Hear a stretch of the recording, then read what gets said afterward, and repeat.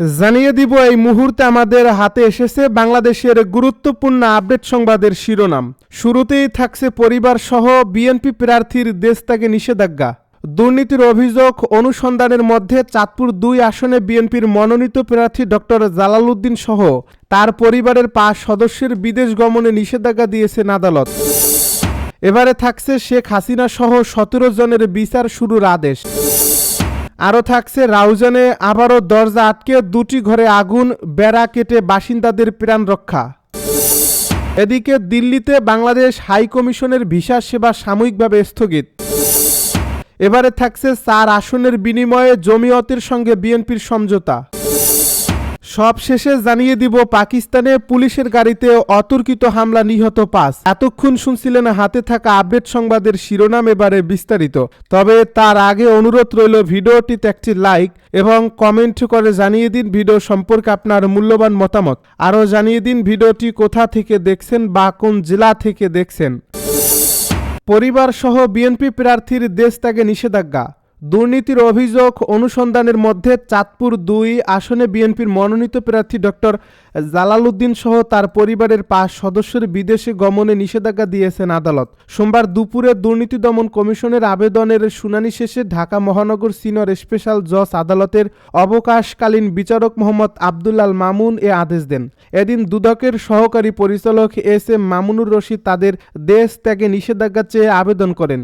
নিষেধাজ্ঞা পাওয়া অন্যরা হলেন জালাল উদ্দিনের স্ত্রী শাহনাজ পারভিন, ২ ছেলে সাইদ মোহাম্মদ রিজভী ও সাইদ মোহাম্মদ আলভি ও মেয়ে আয়েশা তাসনিমা তানভি।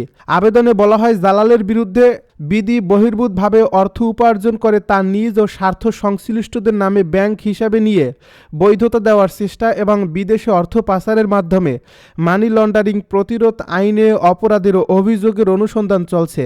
তিনি সপরিবারে যে কোনো সময় দেশ থেকে পালিয়ে বিদেশ অবস্থান নিতে পারেন, ফলে অভিযোগের সুষ্ঠু অনুসন্ধানের স্বার্থে তাদের বিদেশ গমন ঠেকানো আবশ্যক।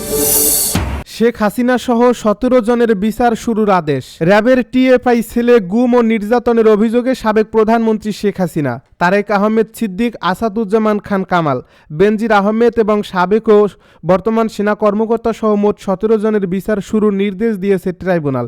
মঙ্গলবার দুপুরে আন্তর্জাতিক অপরাধ ট্রাইব্যুনাল ১-এর চেয়ারম্যান বিচারপতি মোহাম্মদ গোলাম মর্তুজা মজুমদারের নেতৃত্বাধীন ৩ সদস্যের বিচারিক প্যানেল এ বিষয়ে আদেশ দেন।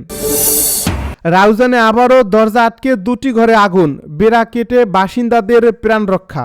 চট্টগ্রামের রাউজানে আবারও বাহির থেকে দরজা আটকে দিয়ে ২টি ঘরে আগুন দেওয়ার অভিযোগ উঠেছে। বাসিন্দাদের দাবি, টিন ও বাঁশের বেড়া কেটে তারা ঘর থেকে বের হয়েছেন। গতকাল সোমবার দিবাগত রাত ৪:৩০টার দিকে রাউজান পৌরসভার ৫ নম্বর ওয়ার্ডের পশ্চিম সুলতানপুর গ্রামে এ ঘটনা ঘটে। আগুনে পুড়ে যাওয়া ঘর দুটি হিন্দু সম্প্রদায়ের। স্থানীয় বাসিন্দাদের সূত্রে জানা গেছে, আগুনে ২টি ঘরের ৭টি কক্ষ পুড়ে যায়। ওই ২টি ঘর সুলতানপুর গ্রামের বাসিন্দা সুখ শীল ও অনিল শীলের। এর মধ্যে সুখ শীল দুবাই প্রবাসী ও অনিল শীল পেশায় দিনমজুর।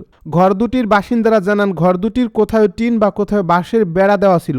২টি পরিবারের ৮ জন সদস্য ঘরে ছিলেন। রাতে খাবার খেয়ে তারা ঘুমিয়ে পড়েন। এর মধ্যে রাত ৪:৩০টার দিকে ঘরে আগুন জ্বলে উঠায় তাদের ঘুম ভাঙে। তবে বের হতে গিয়ে ২টি পরিবারের সদস্যরাই দেখতে পান দরজা বাহির থেকে বন্ধ করে রাখা হয়েছে। দিল্লিতে বাংলাদেশ হাইকমিশনের ভিসা সেবা সাময়িকভাবে স্থগিত। অনাকাঙ্ক্ষিত পরিস্থিতির কারণে দিল্লিতে বাংলাদেশের হাইকমিশন থেকে সব ধরনের কনসুলার সেবা ও ভিসা দেওয়া স্থগিত করা হয়েছে। পরবর্তী ঘোষণা না দেওয়া পর্যন্ত এসব সেবা বন্ধ থাকবে। পররাষ্ট্র মন্ত্রণালয়ের একাধিক জ্যেষ্ঠ কর্মকর্তা আজ সোমবার প্রথম আলোকে এ তথ্য নিশ্চিত করেছেন। দিল্লিতে বাংলাদেশ হাইকমিশনের সামনে গত শনিবার রাতে বিক্ষোভ করে চরমপন্থী সংগঠন অখণ্ড হিন্দু রাষ্ট্রের ২০ থেকে ২৫ জনের একটি দল। তারা সেখানে প্রায় ২০ মিনিট অবস্থান করে বাংলাদেশের বিরুদ্ধে স্লোগান দেয়। পাশাপাশি তারা ভারতে নিযুক্ত বাংলাদেশের হাইকমিশনারের রিয়াজ হামিদুল্লাহকে হুমকিও দেন। এ ঘটনা নিয়ে গতকাল রোববার বিকেলে ঢাকার পররাষ্ট্র মন্ত্রণালয়ের সাংবাদিকদের প্রশ্নের জবাবে পররাষ্ট্র উপদেষ্টা মোহাম্মদ তৌহিদ হোসেন বলেছিলেন, দিল্লিতে কূটনৈতিক এলাকার ভেতরে বাংলাদেশ মিশনের অবস্থান খুবই নিরাপদ স্থানে। সেখানে হিন্দু চরমপন্থীরা ওই এলাকার মধ্যে আসতে পারবে কেন? তাহলে তাদের আসতে দেওয়া হয়েছে। এমন ঘটনা প্রত্যাশিত নয়। এ ঘটনার পর থেকে দিল্লিতে হাই কমিশনের পরিবার ঝুঁকি বোধ করছে এবং হুমকি অনুভব করছে বলেও জানান তৌহিদ হোসেন। ৪ আসনের বিনিময়ে জমিয়তের সঙ্গে বিএনপির সমঝোতা।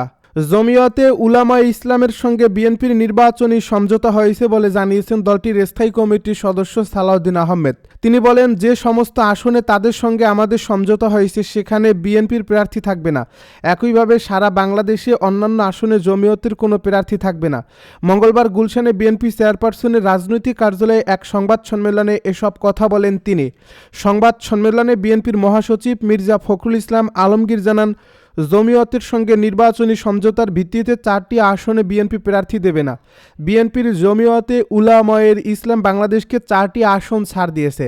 এগুলোতে জমিয়তের প্রার্থীরা হলেন নীলফামারী 1 আসনে মোহাম্মদ মঞ্জুরুল ইসলাম আফেন্দি, নারায়ণগঞ্জ 4 আসনে মনির হোসাইন কাশেমি, সিলেট 5 আসনে মোহাম্মদ উবায়দুল ফারুক ও ব্রাহ্মণবাড়িয়া 2 আসনে জুনায়েদ আল হাবিব। মির্জা ফখরুল বলেন, বিএনপির কেন্দ্রীয় সিদ্ধান্ত অনুযায়ী এসব আসনে বিএনপি কোনো প্রার্থী নেবে না। বিএনপি নেতা মির্জা ফখরুল বলেন, বিএনপির কেন্দ্রীয় সিদ্ধান্ত অনুযায়ী এসব আসনে বিএনপি কোনো প্রার্থী দেবে না। এখানে কেউ স্বতন্ত্র প্রার্থী হলে দল ব্যবস্থা নেবে। পাকিস্তানে পুলিশের গাড়িতে অতর্কিত হামলা, নিহত 5। পাকিস্তানের খাইবার পাখতুনখোয়ার কারাকের গুরগুরি এলাকায় মঙ্গলবার দেশটির পুলিশের গাড়িতে অতর্কিত হামলার ঘটনা ঘটছে। এতে দেশটির অন্তত 5 জন পুলিশের সদস্য নিহত হয়েছে, খবর ডনের। দেশটির জেলা পুলিশের মুখপাত্র সৈকত খান হামলা ও হতাহতের তথ্য নিশ্চিত করেছেন। তিনি বলেছেন, ঘটনাস্থলে পুলিশের বিশাল বহর অবস্থান করছে। এর মধ্যে জেলা পুলিশের কর্মকর্তা রয়েছেন। হামলাকারীদের ধরতে অভিযান চলছে। এ প্রতিবেদনে বলা হয়েছে, হামলার প্রকৃত ধরন সম্পর্কে এখনও জানা যায়নি। তবে জেলা পুলিশের মুখপাত্রের শেয়ার করা ছবিতে গাড়ির পুড়ে যাওয়া অংশ দেখা গেছে। ডন বলছে, খাইবার পাখতুনখোয়া বিভিন্ন এলাকায় পুলিশকে লক্ষ্য করে সিরিজ হামলার এটি সর্বশেষ ঘটনা।